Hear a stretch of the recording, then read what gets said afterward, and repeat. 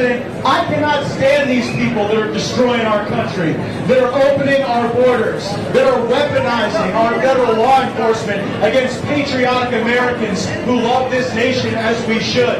We are having a great time at the fair. We love standing with you, but we know that only through force do we make any change in a corrupt town like Washington, D.C. And so to all my friends here in Iowa, when you see them come for this man, know that they are coming for our movement, and they are coming for all of us. And as hard as you see him work, I need you working 10 times harder, 100 times harder. We're going to win Iowa. We're going to march for the nomination, and we're going to save the greatest country in town. So let me get this straight. Trump gets indicted in part for his scheme to use violence as part of his effort to steal the 2020 election, which he swears he didn't do. And as he is pending trial for exactly that issue, he shows up on stage next to Matt Gaetz, who says they need to take back D.C. by force, which is a very thinly veiled call for violence. Am I getting that right? Look, I'm not here to defend Donald Trump in court. There are apparently a few attorneys who have little enough self-respect and expectation of being paid who are willing to do that. But I will just say that if your defense is that you never intended for there to be any violence as a means to help you steal the last election, then maybe, just maybe, do not plant yourself on stage next to a guy who continues to advocate for the exact thing that you claim to have never wanted. Just, you know, for starters. Here's the thing, it is not lost on anyone that the violence was obviously the point then, and it obviously remains the point now. The violence is quite literally Trump's only tool, and he's shown as much over and over again. Remember, Trump called for a march onto the Capitol on January 6th, where his supporters would ultimately stage an insurrection, making it abundantly clear that they were acting on his orders. When Trump was indicted in the classified documents case, he issued a thinly veiled call to arms to his supporters ahead of his arraignment on federal criminal charges in Miami, posting on Truth Social, "See you in Miami on Tuesday," which is an obvious provocation to his supporters, inciting them to go to Miami that Tuesday, where they would purportedly make their feelings about the arraignment known, and I'll let you be the judge of what exactly he was hoping they would do. And only weeks earlier, ahead of his arraignment in New York, he posted, "We'll be arrested on Tuesday of next week. Protest, take our nation back." Again, same playbook, different day. Donald Trump is not shy about trying to incite violent mobs to a specific place to do his bidding.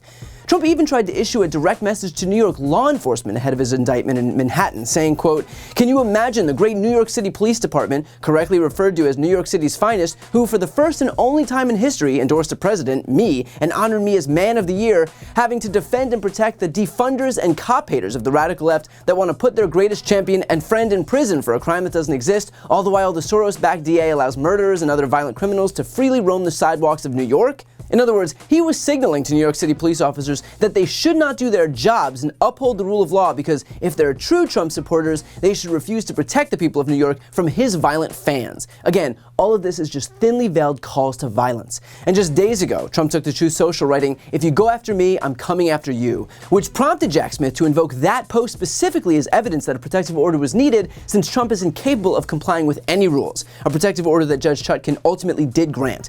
Trump's comments also almost certainly were the predicate for Judge Chutkan to recently say, "I intend to ensure the orderly administration of justice in this case as I would with any other case. Even arguably ambiguous statements from parties or their counsel can threaten the process. In addition, the more a party makes inflammatory statements about this case which could taint the jury pool, the greater the urgency will be that we proceed to trial quickly. I will take whatever measures are necessary to safeguard the integrity of these proceedings." All of which is to say that we can bury our heads in the sand all we want and pretend that Trump didn't and isn't looking for violence, but that is exactly what we'd be doing, pretending. He has made it clear over and over and over again as his exclusive tool that he is eager to resort to violence. And not for nothing, but if you are on trial for inciting a violent mob as part of a conspiracy to rig an election and you still can't manage to distance yourself from violent rhetoric, then it really does erase all doubt as to what your true intentions actually are. And by the way, not to be on a hair trigger here, but given the political environment that we're in right now, after having just witnessed a mob storm the US Capitol seeking to assassinate and hang politicians, the fact that Matt Gaetz is openly calling for more violence probably does warrant a visit from law enforcement. He'd have some plausible deniability if we didn't just witness a bunch of people die as the result of January 6th, but we did, meaning that he knows full well the consequences of what he's saying, and he's saying it anyway. The violence isn't an accident, It is the point. But here's the thing I'm certain of. Prosecutors and Judge Chutkan are both watching what's happening right now. So if Trump's goal is to delay this trial, he is all but ensuring that that won't happen. Again, Judge Chutkan herself said that the more a party makes inflammatory statements about this case which could taint the jury pool, the greater the urgency will be that we proceed the trial quickly. And perhaps Trump thinks that because he didn't say it, but Matt Gaetz did, that he'll be in the clear. But standing 6 inches away from the guy who is saying it all but eliminates that plausible deniability. The games may work here on the suckers in the media who've spent 6 years treating Trump with kid gloves, but it's not going to work on a federal judge or Jack Smith.